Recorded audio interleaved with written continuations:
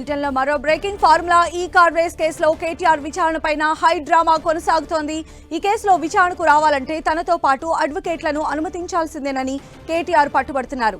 అయితే ఏసీబీ మాత్రం లాయర్లకు అనుమతి లేదని స్పష్టం చేస్తోంది.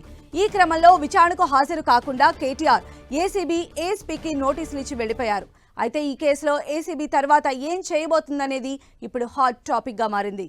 ఫార్ములా ఈ కార్ రేస్ కేసులో కేటీఆర్ను ఏసీబీ మరోసారి నోటీసులు ఇచ్చే అవకాశం ఉన్నట్లు తెలుస్తోంది.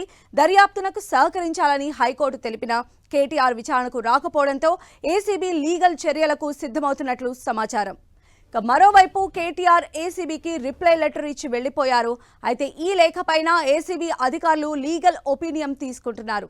లీగల్ ఒపీనియన్ తర్వాత ఏసీబీ అధికారులు నెక్స్ట్ ఏ స్టెప్ తీసుకునే అవకాశం ఉంది. అలాగే కేటీఆర్ వ్యవహారాన్ని ఏసీబీ అధికారులు హైకోర్టు దృష్టికి తీసుకువెళ్తున్నారు. కేటీఆర్ దర్యాప్తునకు సహకరించడం లేదన్న విషయాన్ని ఏసీబీ అధికారులు హైకోర్టు ముందు ప్రస్తావించనున్నారు.